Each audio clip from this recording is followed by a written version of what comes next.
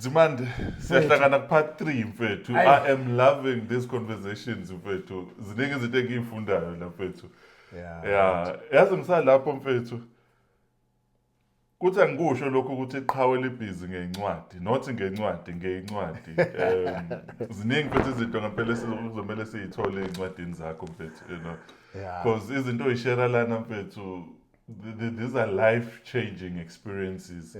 Wonke umuntu oyilalelayo mfethu definitely uNkulunkulu uzominister kuyena kube khona inguquko enkulu. So mfethu, thank you so much once again for making time mfethu. You know, I can't wait to upload these mfethu. Zibe out there for people ukuthi bayithole. No, ngiyabonga kakhulu mfethu ukuthi unginikele platform ukuthi sixoxe ngisakhanene ngoba nami ngiyafunda khona la. And Insimbi le ngisho ukuthi yazi I want ukuthi uma nganginayo access yabantu abanezinto njengalezi wale ngidlula lesikhathi mhlawumbe ngabe njani. Because there was no phones so mele vele ithuba ke ngithi nayi ngiyosavela nje ukuthi ngibe khona ukuthi nami ngisho engikwaziyo. Beautiful. Ngiyabonga kakhulu No mfethu sushayile upart 1 engizofisa ababukeli behamba beyochecka. Upart 1 sasha ubukhuluma kakhulu ngeupbringing nesikole. Sase sibheka upart 2 usukhuluma kakhulu ngokuhlangana kwakho nobaba omncane isalvation and uNkulunkulu save uNkulunkulu. It's beautiful. Upart 3 mfethu siyabona ukuthi ezuhambo liqhubeka khona usisi la noba introduced empilweni yakho usisi la nesimthanda kakhulu siyifamily. Nihlanganapi nalo sisi? Yeah, it's so funny how we met. Waprofeta kanjani? Wawuphuphile ukuthi manje mhlambe kanjani? Yabona le ukuthi ngihlezi ngitshela abafana ngiyabona ukuthi ningafuna ukuthatha le ngithi ngikubonisa. Uyovuka ungabona hambe yoshare. So as a bit like sahlangana because njengoba ngishilo ukuthi le libandla bengikulona actually la ngikhona umfundisi ngesikhathi ehambe eqala i-connect group lakhula kwaba ibandla kutheme sekuthi the big gesture la kade fellowship akhona ni One Life sebemuvele embali sebeyoba i-west vele thina sasichwanelabo sasale sithi singena kubona ngaphansi so wafika ne-team yene lezo planta yabo so eqhama ngabe South la eBisley and edlala ama-keys lapha kwi-band. Wow. Edlala ama-keys phela abantu bafunda ekoleni lezi so edlala ama-keys mina ngumuntu oculayo but ngangadlali ke sesihlangana ngangadlali ngangicula then ngenza ne-sound. Yabo le ngayifundiswa la nje so sengiyenza ngapha ke manje sound. Look at God. So manje akaze nje kufike ukuthi ndiki ukuthi mhlambe khona kuzokwenzeka hayi lutho baba akaze ngimpe and futhi mina naye sasi-argue into eyisimanga yabo sasabantu aba not akusho ukuxabana no ngiyakuzwa angazi ibizwa ngani le part sasabantu abahlezi ukukhulunywa siveza ama-topic where we touch izinto ngangazi ngicabanga ukuthi akho into yokwenzeka ngangamboni ngaleyo ndlela and futhi wengakazi abe nendoda mthanja ukuthi wehlala ekhaya ephumisikwele ekhaya basaba abantu abesilisa so ngakhumbula one day singibhizi ngiqoqa ama-mic e-stage iband iqeda nje iband ayizongena ekuseni ngangibhizi ngixhuma futhi kwathinteka ibhambam yakhe ngephutha yabo ngithi ngiyasukuma yo naba ngangithukile yabo naye waqhuma lapha yabo it's like this guy yabo wathi choko ugesi yabo so ngathi sorry yazi because bethi ngilokuzokuzana futhi angazi kwenzekani yabo so but uyamajina ukuthi because kwangekho lutho but so we became friends about I think ngo 2009 ngangenza gap year mina we started this sijwayelene kakhulu ngoba we-driver ngidopha abantu aba-involve abakwi-band ngidopha ngekhumba sesontweni 2010 but ngo-2010 sasisebangani uthola ukuthi noma ngidropha abantu ababebheni ngifuna ukugcina ngaye khona ngizokwazi ukuxoxa naye. Oh yes. Ngifike ngishiye ekhaya lapha. Then it happened ukuthi kwathi umfundisi wesiphethe lapha uPeter Lomboda kunentombazane kumele ngiyifundise isound ngoba khona ngoba sengizomove mina izothatha over media team. Ubani le ntombazane ayisho hayi le ntombazane le. Wow. So ngizoyifundisa ngomgqibelo. So ngoba ngihlala khona lapha ngihlala endaweni esosontweni lapha. Ngitshela ubhuti wami ke lo ngilamaya uhlana hayi ngicela ungivule igate kuzofika intombazane enjena isho ukuthi segate ngempela sevule nesesontweni mfowethu nami sesilindile uyadlala ama keys lapha because ngifuna umfundisa nokuthi asetha kahle yonke into esikhathi ecule lo wasekhaya.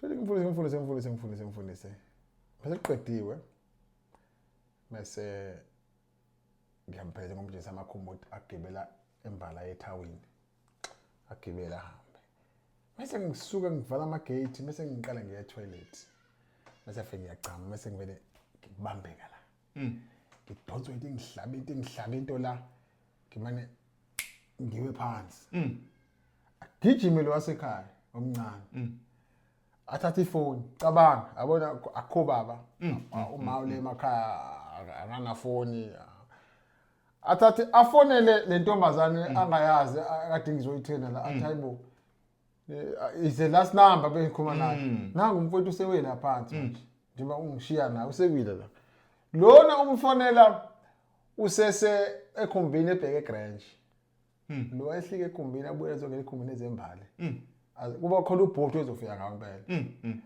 afike lo angifice la kwenzekana ngoba ngisho ukukhuluma ngani nami kwenzekalani aqhwande la afonela abantu ngifona amafonela abantu afone noma ekhaya ukuthi azokwenze nje bese ngiphuthisa esibhedlela ke sure sibhedlela ngahlala ngangiseyideni waiting bani lapha yana kwaze kwashaya I think 1 ekseni ehleli la sure so akahamba ekhaya kusho sekufika abafundisi bezoshintsha kodwa adayi izohlala then ngavuka kusengayithiyete bangihlenzi ngaqhuma appendix so ngayithiyeta ngangiphaphama ngo11 Sunday now ngiphaphama ngo11 ngivula amehlo hayi nale ntombazana ihleli lapha wow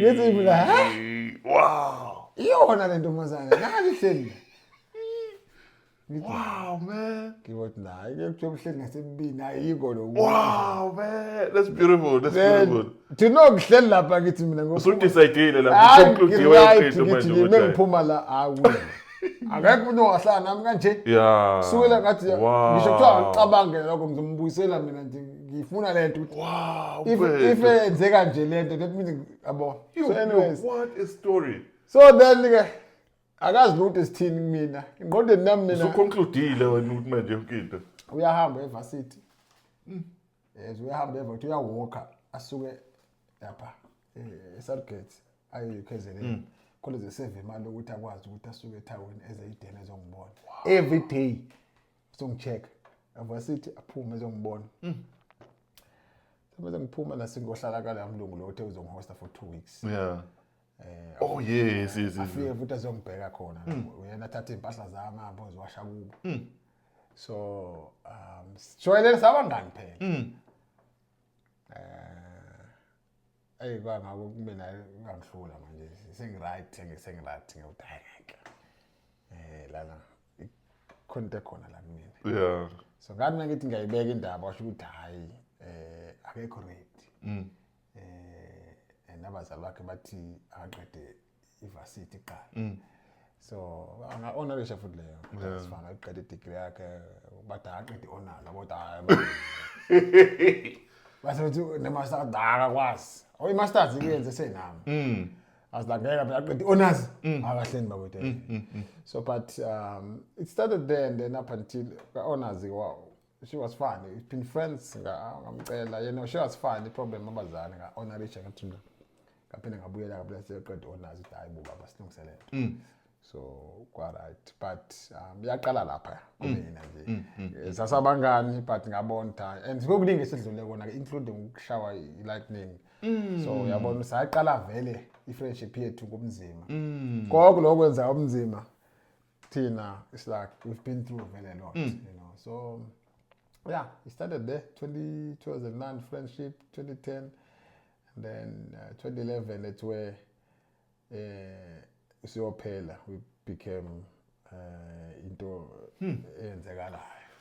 Hey, but so ukuhlala eMadavid yazi nje obukhuluma kuvuka enye into kumina engizocela mhlawumbe ukuthi ukuzinza kancane kuyona because with ijourney yami noMpilo we went through the loss of a child, you know, and as a person mfethu ngithi ngwakha noNkulunkulu a lot will happen, you know, but mangibuka the pain engidlule kuyo noMpilo of losing a child kuzo zonke izinto ezinokwenzeka there is the thing mfethu kumina ebe ithi there's something about going through the darkest valley with someone that when you look back kuyakwenza amanye ama-challenges abe mancane uma usubhekane ney'nkinga ey'thile. Hayi lapho So maybe just take us through that ukuthi khona abantu right now who are watching this, maybe they are going through challenges with their spouses. Maybe just to see and realize ukuthi iglue elethwa ubunzima abantu abadlula kubo once you are through to on the other side and then you look back, this person was there, you know. No, that's powerful, you know. Mina ke enye izinto edlule kuyona nkosikazi ukuthi khona la kalimala khona ngishawa izulu. So mangishawa izulu ke sisemshadweni futhi lasishaya la ngishaya the first year lo bakusabeza nge-honeymoon stage.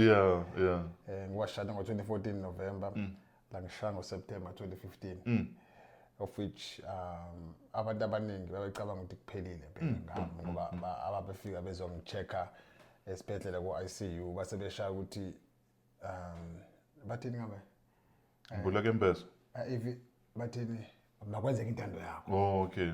Mase kuthiwa makwenzeka intando yakho uzosho ukuthi hayi thina sesikhulekile hayi into sangayenza. So kwakunzima kakhulu lapho a lot because we've lost money. Sangena ekweletini abantu bashiya izinto esithize. There was a lot of things that happens, but and i-pain of which yaqhubeka kwaze kwaphela 3 years noma sengaphuma esibhedlela umngami we going through this pain because ngisalimele ngaphakathi ngingahilisheki and thema sengihilishekile ngo-2018 it took 3 years ukuthi i-internal damage ngibe 100%. Everything esidlule kuyona after 2018 enzima ukugula ukulimala ukugulelwa besithi hayi yazi we've seen we've seen hectic, we've lost this and the same God was with us up and that was the first year singakazani. You know what I'm saying? Ngisay strange again, ngisay strange akaphela ngishunyaka. So sithi you've carried us from there, so now sesispend isikhathi esingaka sesikhulile sesiyazana and surely there's nothing bigger than engakuhlula wena ngisho. So there's something about ukudlula umzimeni together and even uma sekufika another pain, another trial, and I want to say ukuthi the same God okwazi ukuthi anikhere lapha it's the same one ozomthatha and ningavumeli ukuthi ngoba senifika kulokhu manje ngasekuhlukile lokho, you know, and no the same person obonithwale lapho uzomthwala ngamanje and isitha sathana ethi hayi akufani lokho lokho nje that bring ama doubts okusala it's a pain na izoquthula ngendlela yayo but uNkulunkulu simbone ngaloko thina ukuthi yazi usithwalile manje. So angisho ukuthi ayiteshi but ngisho ukuthi lo bamzima lobana bakwazi ukuthi businikeza indlela ukuthi sikwazi uaccept nje ukuthi hayi baba usidlulisile lapha so yini ndokuhlula so ileyo nje ngayibeka ukuthi singayithatha igranted ubunzima odlula kubona because i-process leyo ibalekile manje ngithandana futhi nithandana ila endingana khona ngempela ke it's no time of blaming ngiyakhumbula nje abantu bebethi Nkosikazi khuluma noma kunesesheli besikushela abantu bethi mhlawumbe kunentombi ngishangezulu so ziningi izinto and mina njengohusband ngami kwamele ngisho ukuthi ngicela ifoni yakho uyicishe ingasebenzi nami lokuze abantu befika namaqhathatha bazosibona but sasingakuba babeshiya into eningi besenda nezinto eziningi ngathi mina ngicela uyivulela abantu abakholwayo basenkosini ngoba ngisho abantu bomndeni abanye ama-external there were few people esingafuni basicontact so we went through that sadlula khona sabambana so konke lokho kwenzekile ke manje after all these years bese sithi la uNkulunkulu usithwale lapha the same one oyosithwala nesingakakuboni khona singakakuboni njengamanje so 11 years man khona singakakuboni and I know ukuthi when we come across those things they might be new because of the season asobesekiyo lapha hayi lo uNkulunkulu lo is the same one. So lento yamatshe athathwa kuwelwa lapha abantwana bakwaIsrael kwathiwa bathathela amatshe awu12 isizwe nesizwe sizoba tribe netribe yes izoba nalamatshe so that they will serve as a reminder ukuthi udlulisele akwazi ukubona I think not wonke umuntu unamatshe akho wonke umuntu unamatshe akho kumele nje sikwazi lokho small victory esithi lama small victories abanye abantu they struggling leyo victory kuyona that's powerful so ingabe i small victory le komunye ubishila akwazi ufuna ukuphuma yena lapha wena uthi small victory so there's no small victory it's a victory yakho wena ukuthi udlule kanjani noma udlula kanjani ufuna ubonga uNkulunkulu lapho ngoba vele i victory yakhe yabo siyathatha how that's just a small thing khona nje usodakeni nje kamanje yabo so lento show inamandla because sinakho ukuthi si undermine ama strength uNkulunkulu asiphe wona mhlawumbe umunye ukhuluma kahle assume nje ukuthi wonke umuntu ukhuluma kahle uma bemncoma anga-understand hayi wonke umuntu uyakhuluma no wena khona into uNkulunkulu ngendlela okwenzisa ngayo kuhlukile kunabanye mhlawumbe bethi salapho qhawe lami just to paint the magnitude of ukulimala through izulu because I know there's a doctor at the hospital owenza a report yakho and aka-understandanga ukuthi healing yeza kanjani and you know just the way things were you know so into yenzeka engalimala kakhulu abantu ka-understanda ukushawa izulu bake bathi resho kubantu abawu10 uyedwa osindayo and osindayo ushawa izulu akasinda benormal and moshawa izulu bathi kumele ube ne-entry and exit mina I didn't have an entry shooting amamazi akukho la ngidabuke khona noma la ngishe khona ngaphandle ukuthi nganginuka intuthu iphuma ngaphakathi so ngaba ne-internal damage so into ezathinteka kumina kakhulu was the lungs of which ilungi yami I can't remember noma ka-left it was a little bit torn of which kwafanele ngizoyenza operation esheshayo but ngesikhathi bengifake kumshinini ozodethemana ukuthi ama-result ababewadinga leso sikhathi bangifaka ngangibona ukuthi khona into esiyenzekile la bangifake ngibone beyohlangana amakhanda baphinde bangifake ohlangana amakhanda kuthe kusuka kuthiwa angikhishwe ngise ngibuza unesi no sekuphola udokotela wakho kuthiwa kulento yena uzokutshela ngeke akutshele udokotela walapha etheater ngitshela udokotela wami uzayo uzongitshela ukuthi ngithi nokwenzekile adayi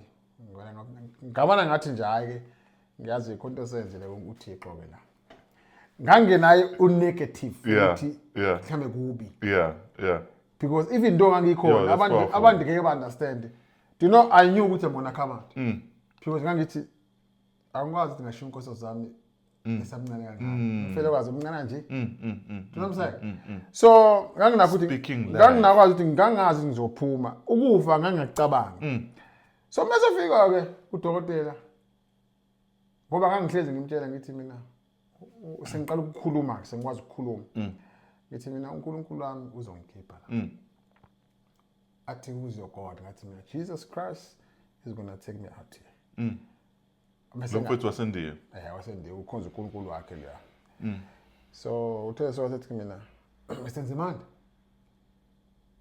you said who's your God again ngingakasho wasethi don't stop serving your God kusho bani kusho umuntu ongakhona uthi because yes given you a new baby born lines that was his words a new baby born lines ngithi mina ngase ngithi inkosi bengazi ngekungishiya iscience ihlulekile ukuyichaza lento lena uyichaza and then wasethi mina uma usufuna ukubhala incwadi wongifuna ungithole ngiyoyisayina because your God has done something miracle of which what you're going to take out you're going to take you off from the machines and you're going to monitor you so na sengizomonitor ke manje because lento bengiyithi ngigaxa imachine ayisekho lapha phakathi it means ukuthi afuna ngikhishwe bese ngiyamonitor bafuna ukubona shilo ukuthi bangibuyisele so bangimonitor ka for a week sengidle sengingazafaka ama medication senginte engaziwe nje ukuthi yini lesilapha so but uNkulunkulu ke lo mfethu owangiphilisa nokubona nje abazalwane ababreak irecord abazalwane ICU ngena only 2 kwakune queue ngaphandle and I'm very grateful ukuthi ibandla baze bangibuza udokotela nonesi kanti uyini wena yeah abazi ukuthi mina kumuntu nje ngiyakho abantu abaningi nje uhlezi kune queue bezongibona abanye baze bahambe ngangibonanga kodwa Washington angene nga10 manje sekufaka nga10 10 afike bangakumbhede bakhuleka abazali hayi into abayizela bazokhuleka so ngasho nje ukuthi uNkulunkulu ungifundise kakhulu ngisesibedlela ukuthi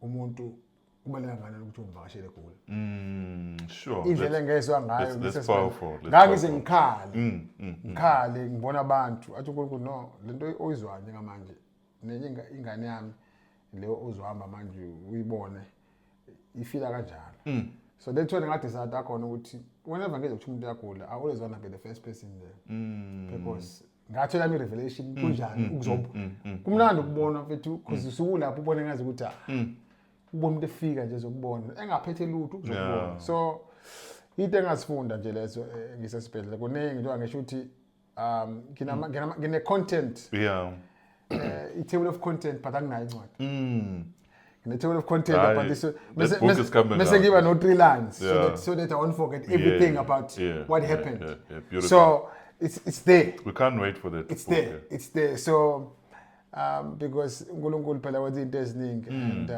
but I'm trusting and I know ukuthi it's going to come out mangaphosisi there was an interaction oba nayo no nurse lapha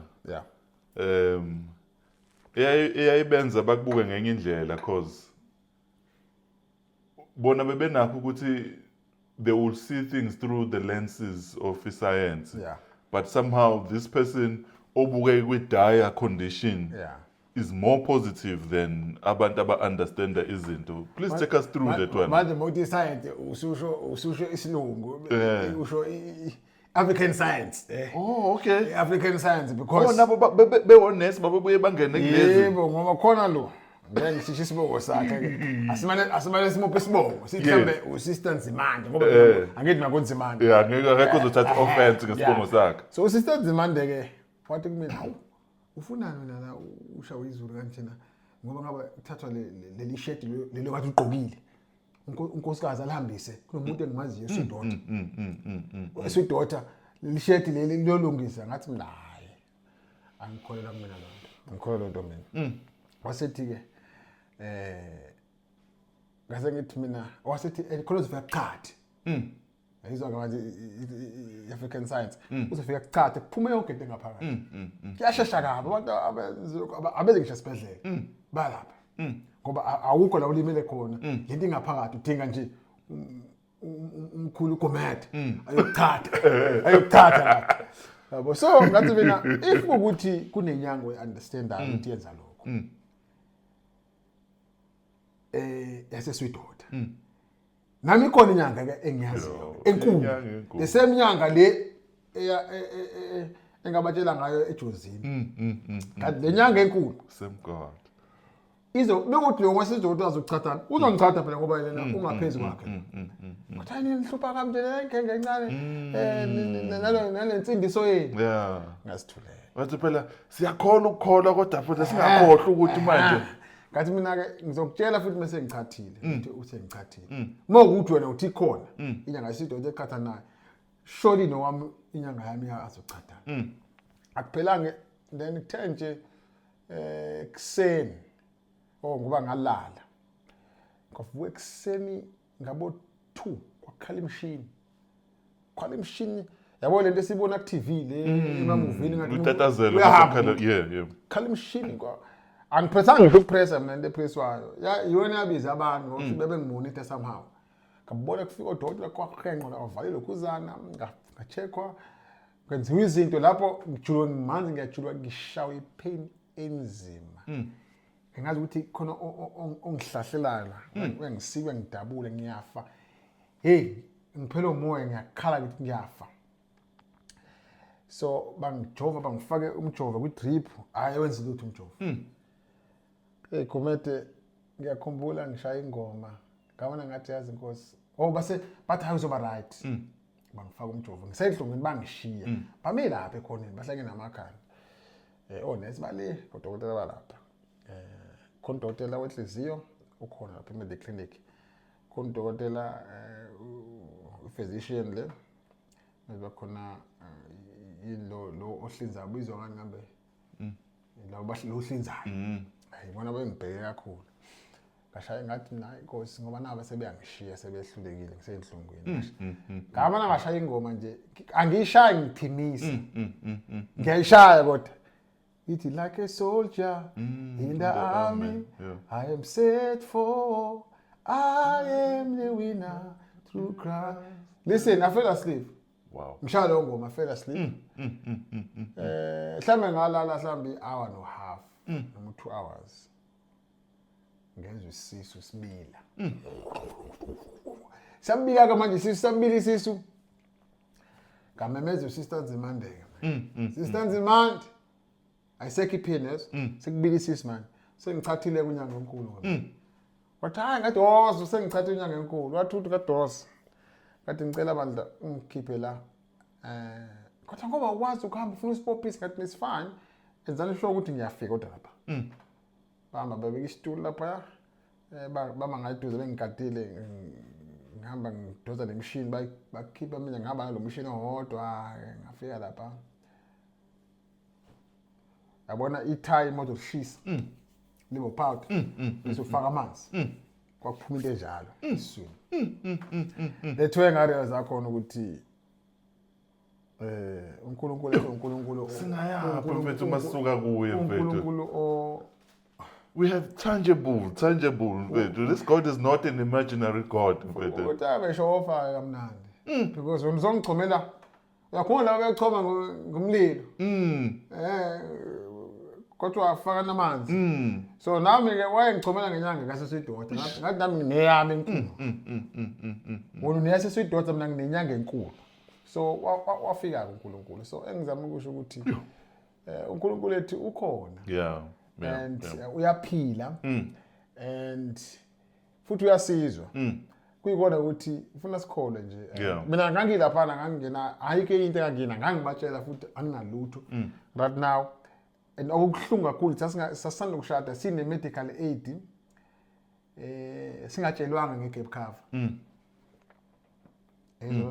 singatshelwanga ngegap cover siyathathelwa ngemedical aid okay we can afford medical aid saqala safaka medical aid ngesikhathi nje ngesibedlela even sasenamabhizi amakhulu kabi because khona izinto ezingakhokhelwanga ngemedical aid ama scans engadlula kuwona the treatment engadlula kuyona kwafika ibhili engaka mfethu enye ibhili efika kunkosikazi as she's going through lento engikuyona can you imagine i-trauma edlula kuyona mhlawumbe after 6 months noma unyaka kwafika incwadi yabameli edle incwadi sikweleta thina isibhedlela ibhedlela eziwu2 ngoba khona ngafika la sokushona kwathi sekugcwele ngala ngiyokwenza ngayiso lezi singaphesheya kwafika incwadi manje zasibhedlela isikweleti singaka labo sesirathi kwaze isikweleti leso kwasona isikweleti sahlala phansi ngoSunday nonkosikazi sakhuleka sathi inkosi sicela basivume lesibhedlela mase sibafonela kusasa senze sinegotiate sicela ukuthi at least sikhokhe imali engaka every month ngoba sinazo lesihamba ebasifunayo. Nkosikazi wazofona ngo11 wangifonela ngabo 12 ekhala ngithi awe ayishuthi abantu bathi bayifuna la yonke le mali ngithi mina yini uthi hayi sithi isibhedlela le mali isule yonke akekho nowaziyo ukuthi sinesikweleti not leadership yasesontweni not even our families kwakwazi mina naye noNkulunkulu kuphela ngoba sasingakami nengane wathi nje kuthiwa ngathi naye ngeke ngacela ngani ngathi naye ngeke batshele ukuthi abasendele something nangempela basendilete ngathi na zero ngathi na still ngicela sami sekhona sahamba saye kulesibhedlela safika lapha kugcwele i-finance team mhlawumbe kwakukhona abono laseNdiya aba u15 ka finance wakhona sangena phezulu lapha sathi bathi laba ama record asho ukuthi khokhi abazi ama record athi sikhokhile ama record athi kukhokhiwe mfethu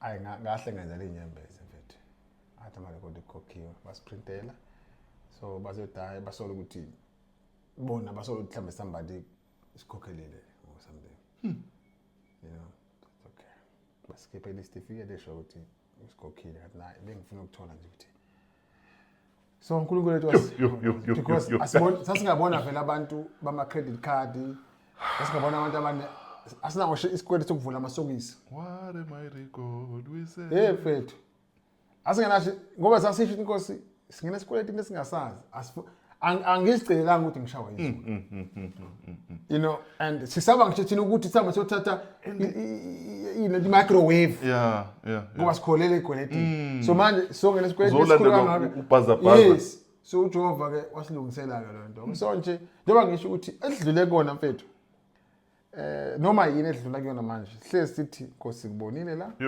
sikubonile la so uJesu wethu njalo we thank God of it. Mangaphosisi while usasesibhedlela ubambekile kakhulu. Your sister engicabanga ukuthi ukhulume ngaye ku episode 1 part 1 she comes and somehow you are deep in your sleep noma kwi-coma but you could hear her pray. And then she develops an encounter, or she has an encounter with God, and then so her life is transformed. Le kadadewethu namanje mina so ngoba sonke sikhula sikhonza kuleli bandla leli ngoba angifuni ukwenza ngathi amabandla angcono amanye no so sikhula kuleli bandla leli elingaphakamisa uJesu kuphela elenza nje okuningi yabo so sikhule kuyinto enziwa vele so futhi ushadele emndenini okunebandla khona abakhona nebandla so ushuthi ngesikade ngisesibhedlela unkosikazi ube esefonela umndeni wami le emakhaya ngoba umana ke umdala nani wangakwazi ukuze esibhedlela and angicabanga ukuthi ubudlana bethu phela bengakabi so ngithi nje ngoba for 2 weeks nganginto ebheka makuthiwa ibheke but yabo so ngizwe umuntu uyathandaza uyathandaza ungibamba isandla ungithe thandaza angizwe ukuthi hayi udadewethu lo hayi udadewethu lo kodwa manje lo mthandaza uthandazayo ngoba ngiyawazi nje lo mthandazo ukuthi wasekhaya eJeswini ngiyamazi yena ukuthi ulaphi yabo Bese shuthi ngiyafuna ukuvula amehlo but ngikhathele. Shuthi wahlala la ngaze nga right yabo. That day was like, you know, engivula amehlo bese ngithi mina dadwethu ngisho kancane. Futhi this was the question, what happened to you? Because there was lo mthandazo. Mesethi kumina ngesikhathi ngizwa ukuthi wena ushawe izulu. Ngibe sengixoxela umakhelwane wami ngiyamazi ke lo asisi usisi Mabongi. Ngamtshela ukuthi ulemele. Wasethi hayi sobe sihambile se emkhulekweni ebandleni lami. Hoza khona uzobe sekukhuleka lezo stand uzoba esikhaleni. Sobeka izandla wena bese besikhulekela ubhuti wakho. Futhi wakujabulela naye lokho nje kuphela ngubhuti wakhe. Mefika lapha na for wathola uJesu. Wayinikela futhi kwaba kwavela iplatform wathi ubhuti wakho samazi uyakholwa wena. Ngoba mekuthi uyahamba manje uye ekhaya. Wena futhi omana wathola uJesu lapho. So uyabona ukuthi since wathi mengixoxela lo nto ngabona ngathi Jesu angisene ndawo ngoba siwa sengahlala for another month ngoba sengiyabona kahle kahle ukuza kwamla. It's divine. It was an appointment for myself. Yeah. Ngeke ukuthi akuthole ngithole. So sengijabulile ukuthi kahle kahle uba kwami la i-appointment kade. So ezinye izinto ke ngeke sizibone abo because sometimes ubhlungu ezidlula kubona it's not about us. There's a purpose. Yeah, that's fine. You know, there's a purpose. So sometimes we lose ukuthi sifuna ukubheka it's not about us. Abona nathi abantu bebuza how wenzeni wena yiphi intombi lena ongayishadanga njengoba ushawa izulu during i-honeymoon stage. But abantu they were trying to find into engekho but there was abantu bayicinga izinto. But there was a purpose. uNkulunkulu yena a purpose. Njengoba lithi iBhayibheli ukushintsha lokwakubi akwazi ube kuhle kulawa amkhonzayo. And mesethi ubando uJoseph You meant it for evil. Yes. So it's not uNkulunkulu to ngishaya ngezulu. But whatever that comes, uNkulunkulu always make sure ukuthi there is a glory as again. So ayishintshe and whatever situation ends ukuthi ngishawe izulu ayihlangene noNkulunkulu. But uNkulunkulu wabona opportunity ukuthi angiyisebenzise lento. Yeah. Ukuze umuntu othola udumo mina. Wow. So since then I've never blamed uNkulunkulu and as much as salahlekela into eziningi kuningi wasilahlekela kuningi kakhulu wasilahlekela during that period. But we don't dwell with pain. We celebrate the privilege of uNkulunkulu. Wow. So Wow. yeah. Sure. Yeah, I'm for it. Yo, no, but that's beautiful. And then ngifuna sithi ukulento lena with regards to your boys, you know. Yeah. Yazi I'm gonna share kule conversation since iqalile with other parts. I've been pulling back and sharing my experiences. But on this one, there's something I wanna share. You might find it's totally different when. Please feel free to share. As upbringing Yampetu was quite a challenging one as well, you know. So now, to a point which I lost 2 years in school because Uma couldn't pay for school fees, you know, egula, yeah. So with the upbringing yami, I've been battling with these things up until ngiba right, you know. Kusukela crash, you know, when I took these guys to a crash, 80% was a crash was white, you know. Yeah. 80 to 90% was white. Yeah. Masifike eMekestini, icarry crash yabo yayila eHayfield. Yeah. Mase ngibayisa eMekestini. Yafika nakhona eMekestini ubona infrastructure esesikoleni. Hey. You know, the setup. Yeah. You know when you see isikole ukuthi this school is at design where people sat in a room, they drafted ukuthi isikole sizoba. Yeah. La sikhulele khona bekubesana egqunyeko sekuyisikole, you know. Kwenziwe iblock. Yeah, sekuyisikole. La nokuthi mfethu kuzoba ne flow of things. You can tell ukuthi everything in this institution is designed to ensure ukuthi lezi ngane. Kwenze ukuthi yazi mfethu not being envious or ganjani, but I found myself battling bethu, you know. I'm being vulnerable. Sure. I find it easy to be vulnerable. Ngingabi envious of my son or trying to be jealous of them, but ngithi mangifika ngibe emotionally because I see the school that ingane zami find themselves kuzona. Mina ukuhlala edeskini nomuntu ungathi of different color was when ngisetertiary. And ngibuka abafana bami bako grade 1 bako lento bako triple R, you know.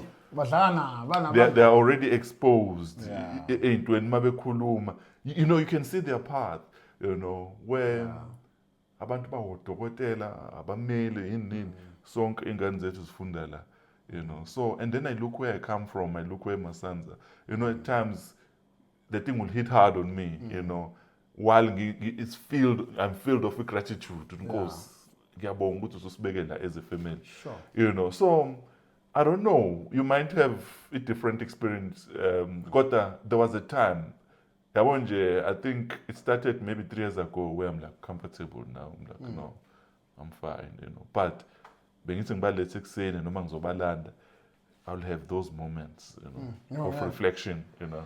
No, ngizwa kahle. I think for me, kuyasafana, you know. I think ebingihlupha kakhulu. But I think before ngithi, remember when I said, I think episode 1 mengikhuluma ukuthi try pain repeat itself unless it distracted. Yes, so the pattern. So now when leyo circle le ime ngawe lento onge experience ngoba experience anga ngoba ingane zakho manje qala kwenye chapter manje.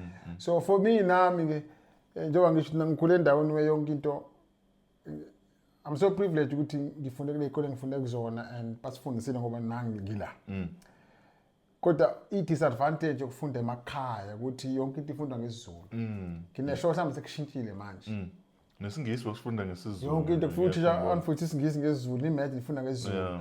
So of which isingisi kungithathe ngisifunde isingisi mina kanzima ngifuna ngifundele emajaldini futhi into engisiza ngesingisi kwakuyi-NIV yabo ngisizwa enyingana say enjoy NIV. So mengibuka abafana bami ngoba lo munye nawuqala i-crash eyinengane ezo5 umuntu omhlophe lekuthiwa iselinda Jack and Jill or something. Sebenenye ibread lapha ke Pick and Pay manje. Okay. Bebelapha ngase Grace Orip. Eyigada lengane umama omhlophe. Futhi ingane ezilana zaqala zawu5 zagcina seziwu12 ene assistant naye eSendia. So wafika ephathwa ingane le infant. Then wakhula, his first language because ukhulela was English. And so manje ngibezwe mebekhuluma isingisi. Amagama ngithi mina so mase kuba khona kumina lento ukuthi yazi. Sure. As much as ngayitholanga lento ngithi mina I'm so grateful ukuthi i-generation ezoqala manje ezoqala through mina, it's a different one. Beautiful. You know what I'm saying? Beautiful. So and ngithi ngiyafisa ukuthi nami ngaba ngayithola ngoba sometimes ngifika ama moments where kumele ngiyokhuluma ngisikhiphe isingisi kodwa idatha ingiphelele esingisi, I run out of English data. That's my language. But mase ngibuka abafana bami bedlala kufika nje my friends abamhlophe bekhuluma lo munye na 6 lo munye na 3 conversation like ngiyibona ukuthi mina wow, it's seamless, it's just flowing. You know, so and I think ezinye zezinto kumele sisibheke thina esikhona manje ukuthi gratitude ama priorities zethu funa siwabheke ukuthi sike sisho nomama ekhaya sithi abantu abana priorities angafani. Thina awethu ukuthi want to see education for ingane nekusasalaza li right, you know. So ama projects wenzena ngisho ukuthi ingane asiziseni ziyofunda ekole more ukwazi uku-afforda zise investment. Yes, invest education yengane. And so for me ngibuka nje i-privilege ukuthi ngizoqala a new generation ezoba nabantu abakwazi uku-access izinto engazi-accessayo. Yeah. Because bona uma bekhuluma ngiyomuzwa nje bedlala athi adlale ngama-career lawa hectic. I'm thinking, you know, hayi mina ngivuma iphoyisa ngivuma isosha. Yabo lezi zinto lezi ngangiyifuna. Yabo yena understand ngisho in language because uhamba amaphidi odokotela. Umbone adlale namhlanje udokotela wengane. Yeah, sure. Azamnikeza ibhaluni lona. So the stick sweet. Yes, izinto ane-influence kuzo. Yabo so I think yeah. That's beautiful, and you know, enye izinto ade siyikhuluma off air before started these recordings. The part where you're in a room and because of your low self-esteem, you find yourself not even raising a hand because you are still processing this sentence ekhanda ukuthi lithi kanje ngesizulu mase ngilishintsha, you know. So bona ne level of confidence, you know, because bafunda nabo laba abanye abantu bayababona bese bancane mabehluleka bayakwazi ukubona ukuthi hayi no kahle kahle kuhluke nje umbala lana manje ba expose ezintweni oba exposed kuzona singathathana 50-50, you know. No, it's true. And abazi nanokuthi ake ngibone umncane nakazi nanokuthi abafana. Yeah. That's beautiful. So one of my friends, they were looking after him lo mncane. Shuthi amantombazana amhlophe esikhatele sibashiye naye. So manje shuthi I record lo because manje this little one he keeps saying things. So I understand lo mkhatile mesethi awungitshela ukuthi uthina asho. So lo mncane wazi ukuthi umuntu okhulumayo kumele understand ukukhuluma izulu lesingisi. Uvela afaka isentence amix izulu English because kuyena wazi ukuthi if you talk you speak. Oh yeah, ni language eyodwa. Yes, akacabanga ukuthi lo onje isilungu lo yabo into. So that yabo so ilezi nje njengalezo uma ubheka ukuthi thina sasasi bancane ukuthi lo ukhuluma isingisi. Lo ukhuluma thina sikhuluma izulu but because bona bakhula la bazi ukuthi nje hayi it's a norm ukuthi siyadlala ndawonye we speaking ndawonye so it's incredible. Wow. I wrote a book mfethu A Father in Shadows a while back. After writing that book ngathi mangihamba, in fact I would be invited in some of the churches in ngikhuluma nabantu besilisa. And then kwase kuqubuka something kumina as I was engaging abantu besilisa ukuthi abanye babo bebeshawa yilento leyo ukuthi ngule ngiye esikoleni mina ngihamba ama-kilometers amanye esikoleni ngihamba ngenyawo, you know. I was talking kulento yama affirmations nokuba emotionally present enganeni and ngabona resistance kwabanye obaba ukuthi there is the thing ye anger ne bitterness ukuthi mina ngikhule kanzima. So now they are having it easy. Mina ngiyabadeliver ngiyababeka esikoleni ngiphinde ngibalande. Bana yonke into abayidingayo. What else do they want, you know? So ngicela mfethu, I know ukuthi that was not your issue but I would like you to share your thoughts on this, especially when you are fathering. There's another book I wrote, Fathering in the Dawn, which speaks into that as well. When you are like a father now, but you've never been fathered. Some of the challenges abantu ababhekana now, at times it could come with the bitterness. I did highlight from a personal experience. ukuthi mufika esikoleni you are like, wow, tuthi ingane zakho zila. That thing can do two things. It can make you be filled with gratitude, thanking God ukuthi from your poor background ukwazile kodwa ukuthi uNkulunkulu akubeke kulesimo wengane zakho sezibala. But omunye umuntu engamenza lento ukuthi manje ayithole sefuna uqinisa isandla enganeni. No niyatetema, you know. Mina ngikhule ngibuka iTV kamakhelwane, you know. Kanti yazi abanye benza kanje. We spoil ingane. That's another one. Uthi we spoil ingane. That's another one. So I think for me kwelami side this is one of the things abanye bo argue ngoba ngazivumelana sonke but I've been teaching my boys ukuthi because basebancane understand abame ngikhuluma about ukuhlupheka they don't understand that. What is that? Because abakazi bona bangahle khona ukudla. So ngeke ngaze ngibachazela ngibodwa bayibone ngafuna ivideo ase-Africa, there's a guy okhulisa iy'ngane, a lot of them in the community. I can't remember, it's from Uganda where. And bahlupheka, but he's working hard to raise these kids. And I showed them this video. And then you could see, like, they were like shocked to see iy'ngane ukuthi kunengane nje. Kunengane ehamba idajukele kanje. And they only eating uphuthu lodwa. So then after sebeyibonile lo video, then ngase ngabafundi ukuthi boys, sometimes they ka ngiyangizwa nithi ngibawona nikuthanda ukuthi. So kunengane nje ezifisayo ukuthi zikuthande. And lekhaya akukudla okuzochithwa. Yeah, but kuzwa kahle. Akudla okuzochithwa. So uma wasekhaya ubaphakela ukudla okuncane, then methi mama siyacela mungu. Yabo, because ifuna ba understand ukuthi yes ngikhule ngihlupheka, there's abantu abahluphekayo. But aba understand ukuthi ba appreciate zonke lezo zinto. Then bese ukuthi le yokuthi for example njengoba uyichaza, and I think because wesikhathi esiphila kusona, my boys ngiyabadropa. And it's just that when they are privileged ukuthi ubaba unemoto. Everything is short. But I think funi ngane sesizifundisa ukuthi okay, you guys now in privilege ngizalo le ndawo nje, but there is another life. I've been there. There's a real life, and ba appreciate ba content ngabana. And ukwazi futhi ukuthi into anginayo. Yabona nje they've been asking ukuthi baba sicela ukuthi nokuthi ngithi baba bafana bami ngiyathanda ukuthi nginithengele noma yini engifuna. But yonke into enifunayo idinga imali. Umama nobaba mebenayo ngilanga sikwazile so nithengele. So because once you starting ngane methi ngane ifuna ethize mesiwayinika just because wena ongenayo. Ngingakwenza lokho. Ngithi ngikhule ngenanto ethize. Angifuni ingane yami. But okusala izona problem yokuthi one day yazi ukuthi mayifuna into ayithola.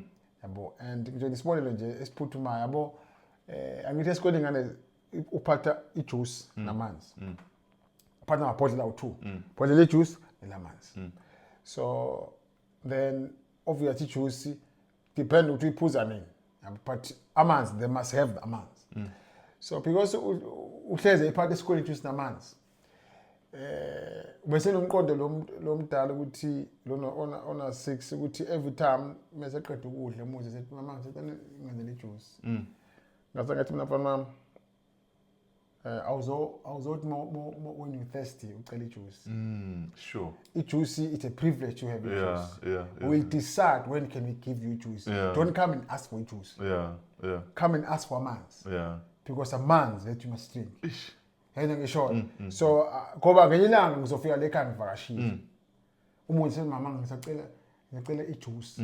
No, you know when I get ijuice kakhomende. So into when you want to drink cela amanzi. Because mase uthola juice we are killing just because mina ngizange ngiyithola. So izinto njengalezo not we are learning as we go.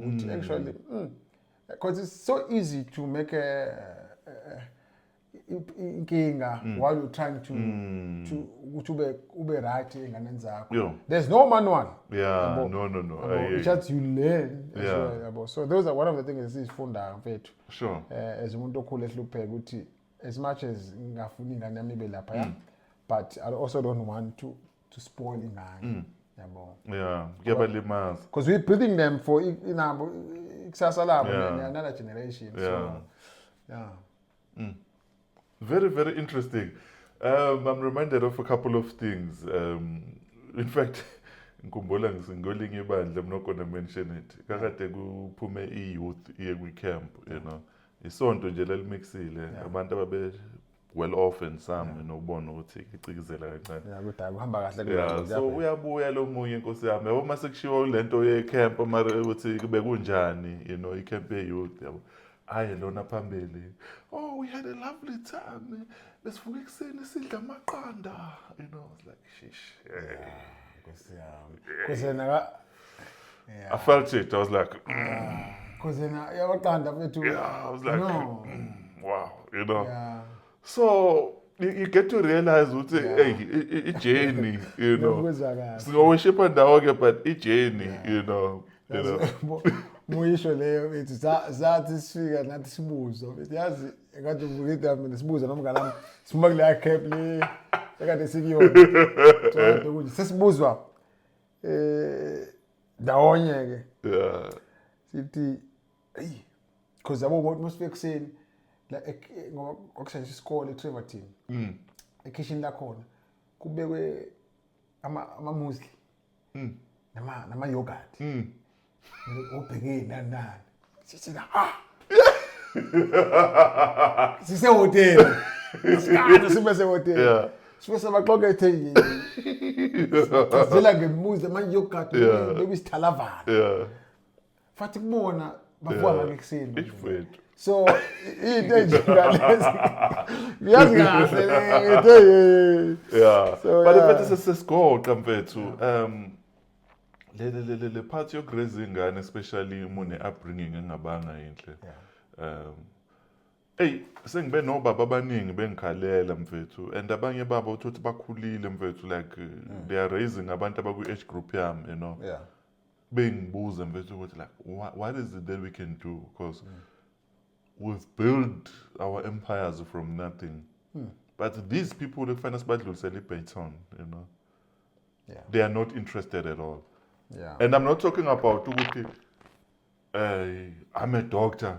Bengifuna ingane yami ize kule party but inentshisekelo kwenye into fruitful nayo ngendlela yayo. No. From nothing I created something. But lo muntu ofana ngimdlulisela iBayton. Yeah. Akanantshisekelo. Akukhona ukuthi ufana ngimsupport kwenye into eseceleni, you know, mhlambe let's say umuntu uthanda ukushutha, you know. Lokho uma nepassion ngokushutha uNkulunkulu angayibusisa lonto akanantshisekelo nje lo muntu lona akafune lutho in life. Ufuna nje enjoy uyiphile. Yeah. Yabona mfethu I think now asiqala ngumuntu olengane ingane. Bona ngane ezincane I think we need to expose ingane zethu kuma careers. Yeah.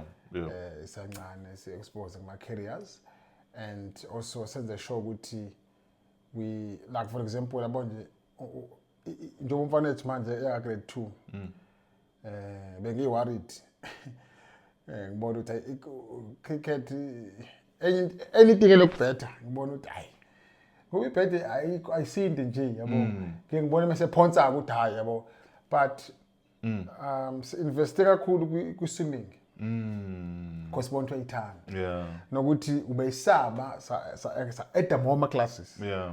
Of which ukwazi ukuwina ama race amaningi kwigala yakhe before bavale of which engangikhala mfethu ngangikhala dli inyembezi ngimbuka mobuko kama race ade bewagijima la bewa swimmer lapana abantu abade bewine majority bekulolu hlobo lolu kuthe mase sekushaya freestyle wahamba phambili kwasukuma yonke bebekuthi kanti abantu abamnyama. So but lapho what we did isibhekile ukuthi okay okwamanje mhlambe sombona ka grade 2 with cricket ephakama nanani but what if we invest more kuloko sibona ukuthi uyakuthanda and engathi uza kahle then while we still developing lezinye izinto. But also when it comes to our career we need we need to look at ukuthi ingane zethu si expose kwini and yini engazi ukuthi and futhi siwalethe especially la sathi azobasiza then invest kulezo zinto lezo ingane ngoba ike ngemhlophe yakwenza lokho thina zange sibe nayo thina lo ndlela enjalo yaqhamuka khona and kuyenzeka. 2 kunomngane nami uneplazi njengoba eneplazi unamantombazana awu2 eyodwa she's finishing ukuthi uzoba udokotela. Dokotela wabantu awelwane nokudla. Esibili unjiniyela build ama bridge lezo zinto ezinjalo. So baleko University of Pretoria and University of Cape Town lezo ndawo. So bakhulele ekhaya eplazini. Akanawo umfana nobaba. Le winene. So mayifika nje bakuvala ikole. Bazokwenza ekhaya. Bakuba ne roster bayashintshana. Uzovuka lo lela plaza ngile kulona mina.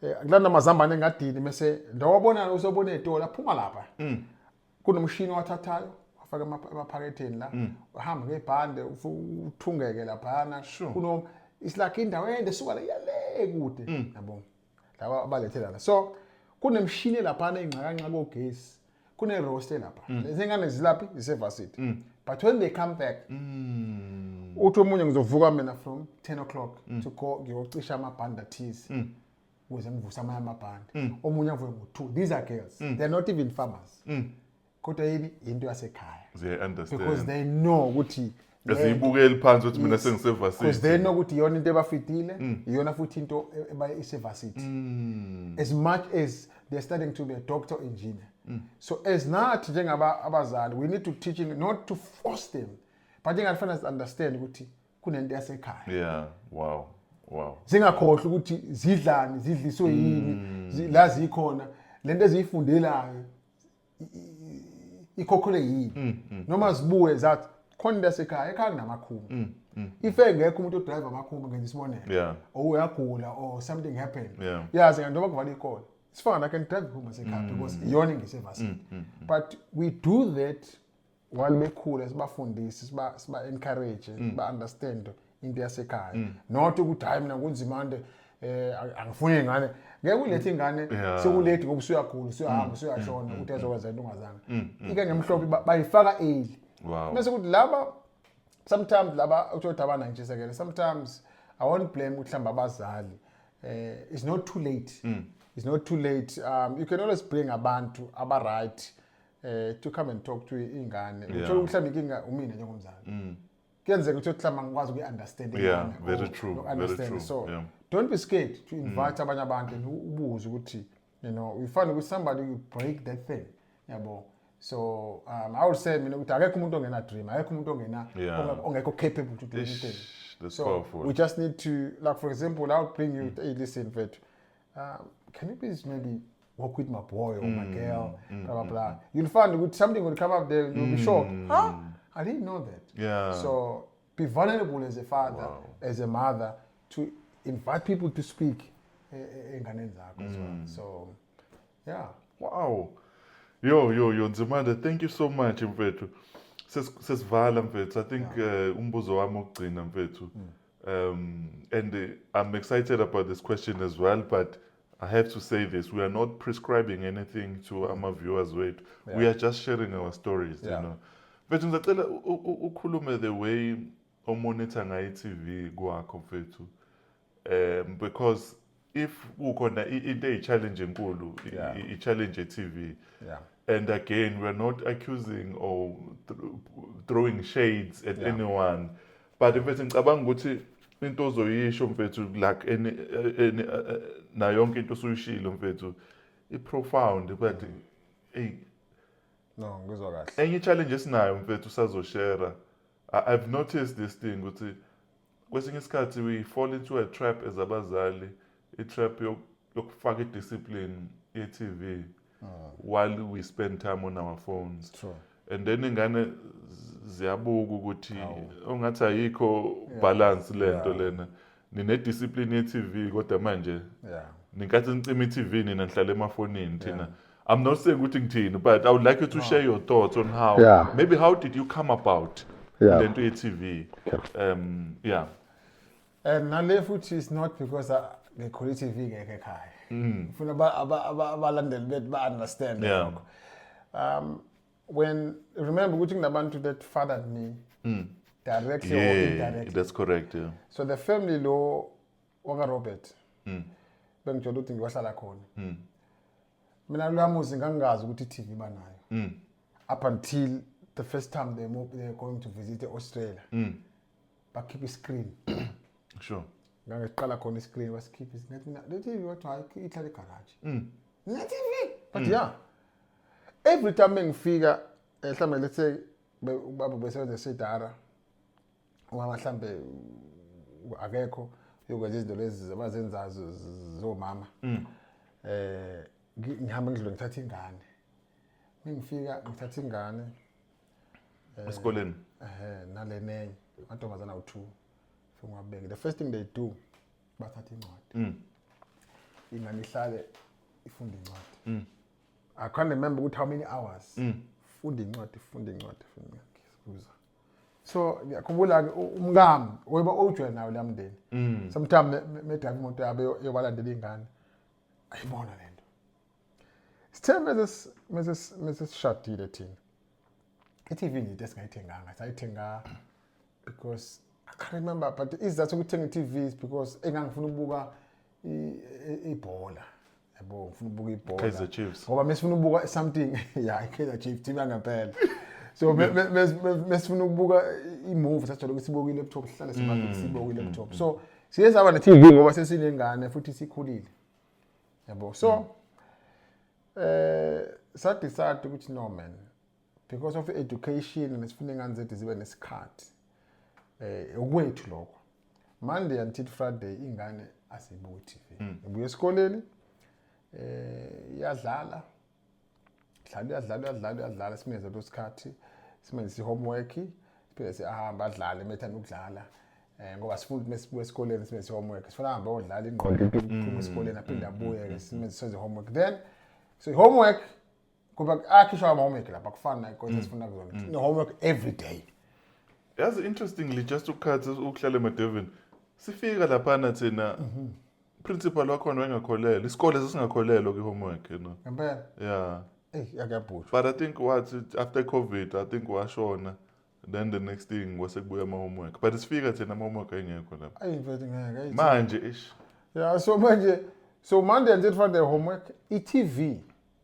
Go Friday we do a family so menge the family movie that means umama umsebenzi wakhe because you know good lezinto njengodokotela ubusy uyafika research i-move right for umndeni wonke. Utho kule movie mhlambe i-movie nje normal enabantu or mhlambe ayikho kube nopopayi. So uLosihlanu kumgqibelo we only said it's 1 hour. Funa lo so break it down. Because sebeyabanga ngathi umunyayo ufuna ubuka lokho ukuthi 30 minutes wakho then valo hamani yodlala. So i-TV nje ngoba sifuna ukuthi okuningi bakuthole befunda noma bedlala. Yabo not with screen too much. So asisho ukuthi abangasibuka ingane screen but thina sicollecting sifuna bafunde more ephepheni benze umsebenzi wokufunda to read because you know and also benze izinto isidlala njengisana ukufika ibhaseke lakhe ngabe beliqhumisile ngoba ngifuna udlala ngifuna limali ngaphandle lapha ahuzuko njengomfana ngisana ukulungisa zonke lezi zinto kuthenga amajenga just to something that activate umqondo ngoba when they sitting there bagcina sebe abo so i-conviction yethu le yabo ukuthi it's very important ukuthi for us ukuthi bajwayele ukufunda and ngeke ngamuzwa ekhuluma lo munye futhi ingane mesikhuluma phela esikoleni eclassini sikhuluma ngamafoni ukuthi usende phone or bane PlayStation ama PlayStation ngamchazela ukuthi yini lezo zinto ngaphethe nje okwamanje akafocus kuloko so they understand so into njengalezo so but one day phela of course uyoyithenga into sikhiphe na njenge-TV ukuthi ngesikhathi esithize ngizoyidlala iPlayStation but sifuna ukuthi abanye bese wazi ukufunda manje sifuna kube routine le so we buying books now bafunde beautiful khona uzofana noGumede one day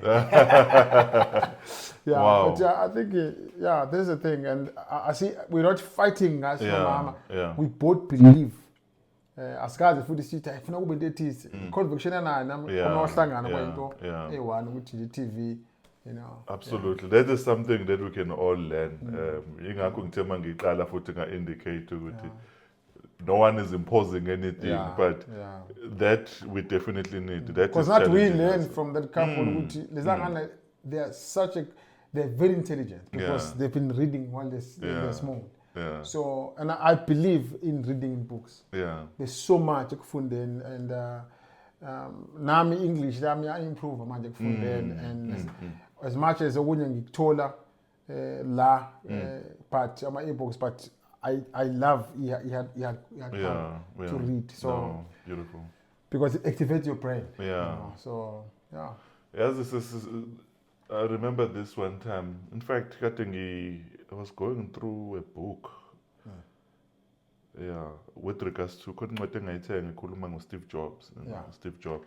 And then there's something very interesting ukuthi khona intatheli yakhuluma naye athi incoma amalento la ama-tablets lawa lawa ka-Apple, babiza ngani ama-iPad. Yes, bencoma wona uthi hey, this is a good invention. I'm sure ingane zakho ziyawajabulela, ingane jabulela ama-iPad, ingane zami ayinawo ama-iPad, so and then later on eseshonile when they were doing research around him, it came out to the thing that he was not joking.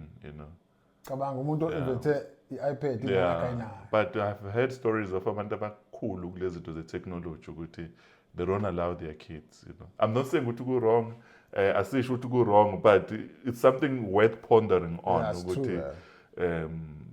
Asisho ukuthi ku-wrong amafoni khona ingane namafoni zino-3 asigxeki lutho, but angithi lento ifana nokuthi ibona abantu beshana lapha bebuka ibhola bashana bezondane chief the parade ngabuza omunye ngathi mina nibe nje nibanga abantu besemsebenzini ungaya nje nishana ukuthi abantu basehulamini lapha basebenza. Very true. So into njengalezo lezo ukuthi we need to be siwabheka lamathuluzi ukuthi lezi zinto lezi esinikezwe zona ukuthi ezokwenzani, and mase siyabheka nokuthi what influence nokuthi thina yikuphi esifuna ukukuthola, yabo. So kuyajabulisa kona uma usukubona ukuthi singinani but singalahlekelwa i-purpose yayo, yabo. Ngiyazi ikhona seziya-introduce manje, but nakhona kunama limit, yabo, and thina ngabazali we need to play our role as well. Nakho in life I think we do this subconsciously singanakile, but i-value ne-cost, khona izinto nje mfethu we are always doing that, i-value ne-cost. Uma emsebenzini ukuthi what ukuvuka kwami ngiyosebenza i-cost ne-value engiyithola, we are forever. Khona izinto eziza njengama-benefits, but uma usubuka i-cost yayo ongathi inkulu kakhulu kune-value oyitholayo kuleyo nto leyo. So overall, Kawelam, thank you so much for this wonderful time. This has been great. This has been great. Nzimande mfethu. Siyabonga mfethu akusebenzise. Yabo nje base siqalile nje.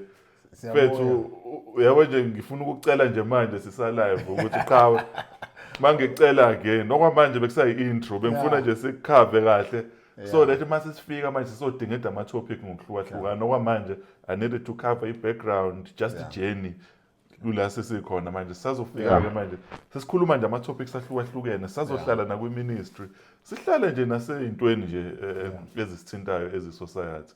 But overall Kawelam mfethu, this is amazing.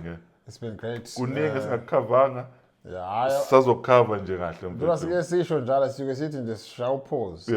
Upause. Shall pause. Asihambi sithi pause. Ngoba upause awusana press play. So uma usufaka u-stop usafaka uqaphantu lokhuze asihambile. Mfethu isibusiso kwi-ministry mfethu. Let me say that mfethu. Uyisibusiso esikhulu mfethu, and uNkulunkulu ukugcobile nangendlela uminister ngayo, powerful preacher mfethu.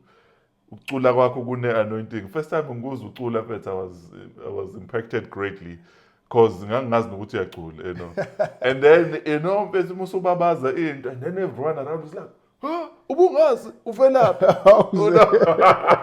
was like, no, bengazi mfethu. Awazi uFreedom uyacula. But it was beautiful mfethu, and qhubeka mfethu ukwenze, and sintile leli verse elikhuluma ngokuthi umehlwanyela imbewu usuke ngazi ukuthi yiphi imbewu ezokwenza impact. Even right now we've spent close to 3 hours kulama conversations are divided into 3 parts. Khona umuntu uzothintwa i-sentence elilodwa kukho konke esikukhulumile. One sentence alone elizokhuluma naye. That on its own is enough. Funa okunye ngesazi nokwazi kuyokwenzeka obese xoxela omunye somewhere ukuthi hey yabo thina kwethu sinokufuna ukuthi sazi but ukuthi sibe obedient ngesinikezo kona. Mfethu ngiyabonga kakhulu. God is love mfethu. Sizobonana soon mfethu, very soon. Yabo nje manje base sikuDecember umuntu unesikhathi mfethu ngisazohlala 3 weeks wonke ngise okay. so part 4 is better. Vele umakhelwane. Yeah. 3 minutes ngizela. No, thank you so much. Thank you so much. Please like, subscribe, and please share it with your friends because you don't know what uNkulunkulu uzokwenzani impact. But overall, God is love. Thank you so much. Man.